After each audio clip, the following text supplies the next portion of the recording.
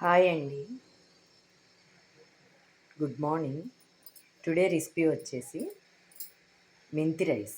ఎప్పుడన్నా విన్నారా? నాకైతే యూట్యూబ్‌లో ఎక్కడ దొరకలేదు.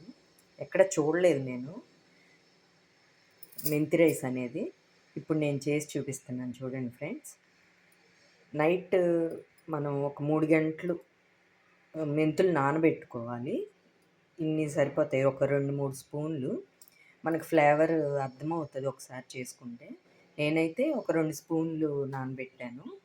ఆ నానబెట్టిన మెంతుల్ని మనం అన్నంలాగా బియ్యంతో కలిపేసి అన్నం వండేసుకోవాలి. ఒలిచిన వెల్లుల్లిపాయలు, జీలకర్ర, రెడ్ చిల్లీ ఫ్లేక్స్, ఎండుమిరపకాయలు కొంచెం కచ్చా పచ్చాగా ముక్క చక్కగా మిక్సీ వేసుకోవాలి. మిరియాల పొడి ఇవి కావాలి. బాండీ పెట్టుకొని నూనె వేసుకున్నాం కదా, నూనె కాగాక వెల్లుల్లిపాయలు వేసేసాను. చాలా ఈజీ ఫ్రెండ్స్, టేస్ట్ కూడా చాలా బాగుంటుంది.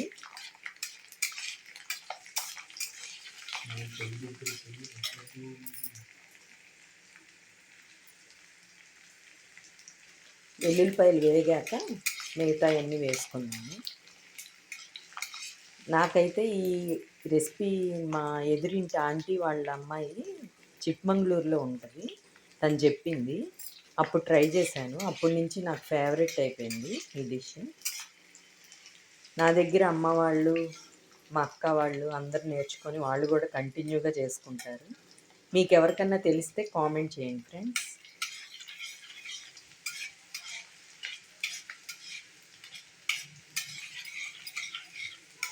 ఇంకేంటి ఫ్రెండ్స్,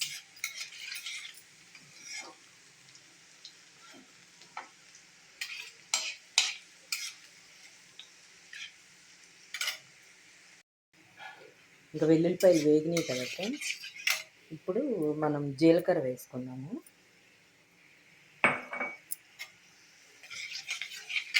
జీలకర్ర, మిరియాల పొడి, ఫ్లేక్స్, రెడ్ చిల్లీ ఫ్లేక్స్ మొత్తం వేసేసుకున్నాము. చాలా సింపుల్ అండి, కానీ టేస్ట్ చాలా బాగుంటుంది. అయితే మనం గుర్తుంచుకోవాల్సింది ఏంటంటే మెంతులు ముందే నానబెట్టుకోవాలి. అవి నానబెట్టుకుంటే ఇంకా మనం చేసుకునేటప్పుడు అన్నంతో బియ్యంతో పాటు అన్నంలాగా ఉడికిచ్చేసుకోవడమే. మెంతులు అందులో వేసుకొని ఉడికించేసుకొని పెట్టుకోవాలి. ఇంకా తాలింపే, ఇంకేం లేదు. రెడ్ చిల్లీ ఫ్లేక్స్ కూడా వేసి ఒకేసారి ఫ్రిడ్జ్లో పెట్టేసుకోవచ్చు ఫ్రెండ్స్. ఇంకా రెడ్ చిల్లీ ఫ్లేక్స్ అన్నీ వేగినాయి కదా, కొంచెం లైట్ డార్క్ కలర్ వచ్చినాయి కదా, ఇంకా మనం ఉప్పు వేసేసుకున్నాము సరిపడినంత. ఇంకా పొయ్యి ఆఫ్ చేస్తున్నాం ఫ్రెండ్స్. ఇది తీసుకెళ్ళి మనం అన్నానికి కలిపేసుకోవడమే. చాలా ఈజీ ఉంది, టేస్ట్ అయితే చాలా బాగుంటుంది. నాకైతే చాలా ఫేవరెట్. మీరు ఒకసారి ట్రై చేయండి ఎప్పుడు చూడకపోతే, చాలా బాగుంటుంది. ఇంకా ఏగిన తాలింపు అంతా ఇంక ఇందులో పోసేసుకున్నాము అన్నంలో. ఇంక ఇది కలిపేసుకుంటే సరిపోతుంది. కలిపి చూపిస్తాను ఫ్రెండ్స్.